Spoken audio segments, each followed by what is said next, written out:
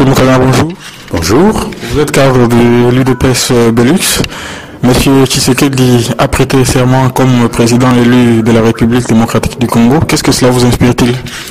Monsieur Tshisekedi est le père de la démocratie congolaise parce que avant 1960, évidemment, nous étions sous la colonisation, il y a eu l'indépendance et les premières élections, mais la véritable prise de conscience de la démocratie et de son fonctionnement est venue avec les cris désespérés de Tshisekedi devant ses compatriotes pour qu'ils prennent conscience de leur situation et qu'ils se prennent en charge. Certains disent que c'est un non-événement, je cite notamment M. Lambert Mende, et certains pseudo-spécialistes de la presse belge parlent d'un président à la maison. Qu'est-ce que cela vous inspire-t-il? Mais quand on a la force des armes, quand on a les appuis internationaux, quand on est loin de la situation matérielle chaotique de nos compatriotes, on peut parler de la sorte. Mais quand on a à cœur le malheur des gens, leur misère au quotidien, ce qu'a fait Tshisekedi est plus qu'un symbole. C'est une libération. Les gens se sentent, sachant très bien les conditions dans lesquelles ils se sentent libérés. Et ça, c'est déjà une victoire de la démocratie. Donc, vous adresserez vos félicitations à M. Tshisekedi comme président élu de la République démocratique du Congo? Mais tout à fait, vous l'avez déjà entendu depuis le début.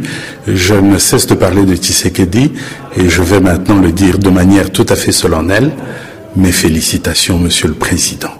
Merci, M. Moukama. Merci. Voilà, c'est très bien. Monsieur Mbouyi, bonjour. Bonjour, Monsieur Etienne Ngandou. Vous êtes représentant de l'UDPS Benelux. Etienne Tshisekedi a prêté serment comme président élu de la RDC. Qu'est-ce que cela vous inspire-t-il? Bien, beaucoup de joie et d'allégresse.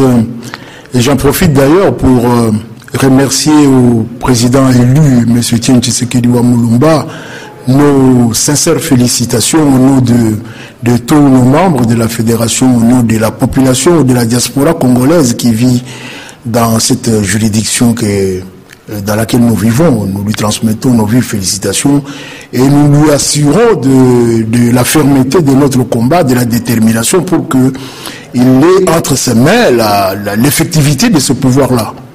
Cette victoire de M. Tshisekedi, c'est l'aboutissement de toute la lutte qu'il a menée pendant 30 ans au pays? Oui, c'est l'aboutissement logique d'une lutte menée depuis 30 ans, mais c'est l'aboutissement aussi de la volonté du peuple entier qui veut justement avoir la personne légitime qu'elle a choisi le gouverner. Donc c'est non seulement un aboutissement de la lutte d'un homme, c'est l'aboutissement de la lutte d'un peuple. Le président Tshisekedi a dit qu'il refusait les hold-up électoraux et que la solution proposée par les médiateurs nommé par Ngoï Mulunda, celle de créer un gouvernement d'union nationale, cela ne lui convenait pas. Qu'est-ce que cela vous inspire-t-il? Bien, il faut qu'on précise les choses. La lutte qu'a menée Etienne Tshisekedi dans notre pays depuis 30 ans prouve qu'il y a deux protagonistes principaux dans la lutte pour l'accession du peuple congolais à ses droits fondamentaux. Il y a d'une part les grandes puissances internationales, notamment les forces narcissiques de ces puissances internationales, et d'autre part le peuple congolais et les dirigeants qu'il choisit. Donc s'il y a des négociations à mener, ces négociations doivent être menées entre d'une part les tenants de la communauté internationale, les grandes puissances, et l'opposition congolaise, c'est-à-dire et le peuple congolais représenté par Etienne Tshisekedi. Donc tous les autres sont de comparses. Les Kabila aujourd'hui, Mobutu hier, sont des comparses. Ce ne sont que des vassaux du seigneur féodal international qu'est les grandes puissances internationales. Donc M. Tshisekedi ne doit pas sacrifier sa victoire acquise dans les urnes? Il n'y a pas de sacrifice à mener. On doit accepter la lutte que le peuple, on doit accepter le droit du peuple congolais à être maître de son destin. Cela n'est pas négociable. Cela n'est pas négociable du tout. Donc vous adressez donc vos félicitations à M. Etienne Tshisekedi? Non seulement je lui adresse mes félicitations, mais je vais au-delà. Je dis qu'il est la consécration d'une lutte qui dure depuis un demi-siècle. Donc cette lutte ne doit pas nous échapper. Nous lançons un message à toutes les forces vives de notre pays pour pouvoir répondre comme il faut à cette dimension-là.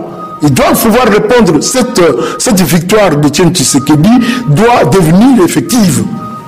Merci beaucoup, M. Mbouy. Merci bien, M. M. Moussampa, bonjour. Bonjour, monsieur.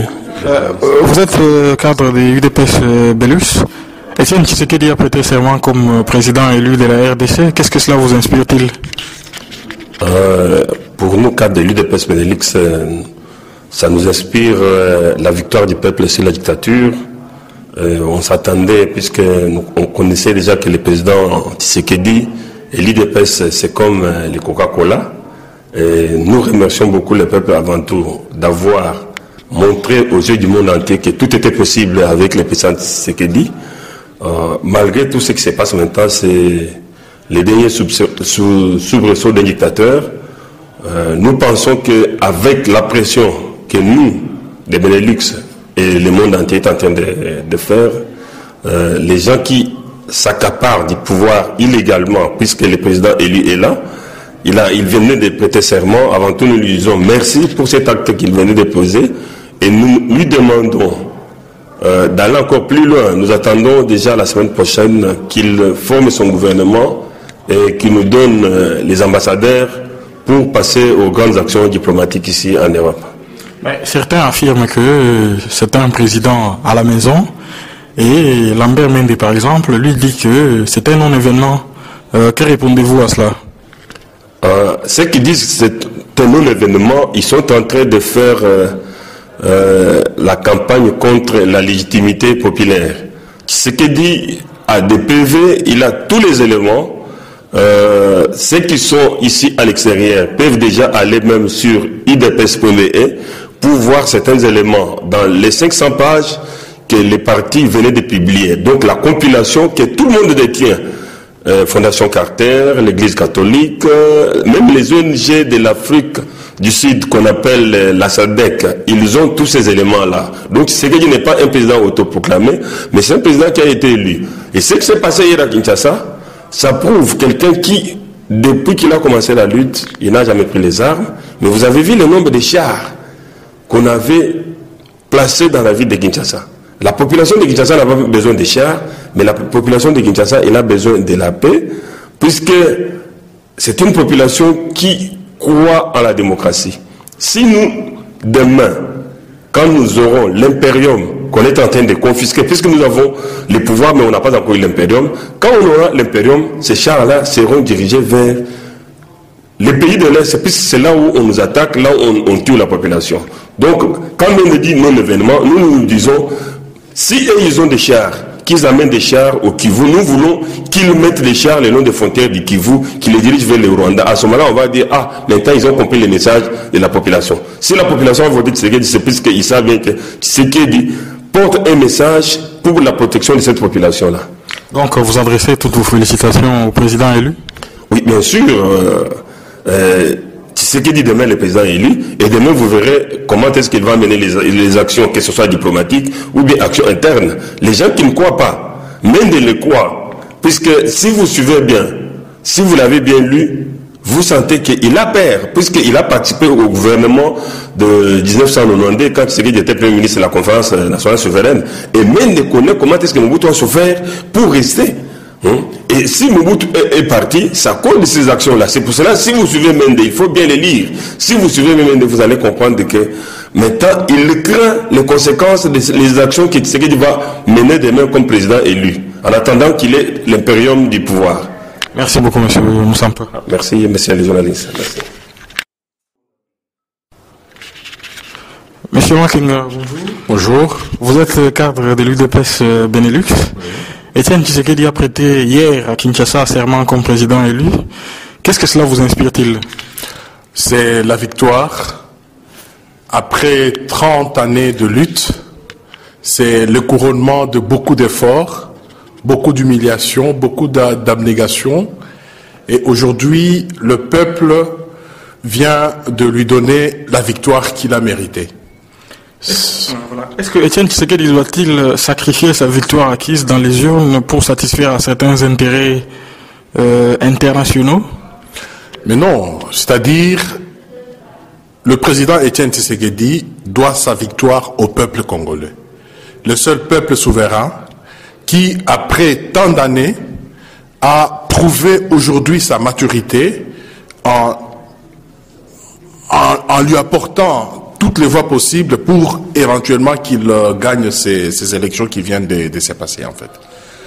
Pour revenir à la cérémonie elle-même, en elle-même, à Kinshasa, Lambert Mende dit par exemple que c'était un non-événement. Et dans la presse belge, les pseudo-spécialistes disent que Tshisekedi c'est un président à la maison. Qu'est-ce que cela vous inspire-t-il? Mais non, toute légitimité du pouvoir vient du peuple. Si Lambert Mende pense que c'est une farce, bien au contraire. C'est une farce si, éventuellement, ce pouvoir-là pouvait arriver, par exemple, des tierces personnes. Mais si c'est un pouvoir qui émane du peuple, moi je pense que aujourd'hui, en République démocratique du Congo, c'est le président Tshisekedi qui a cette légitimité en tant que président de la République élu. Voilà, merci beaucoup, monsieur. Je vous en prie.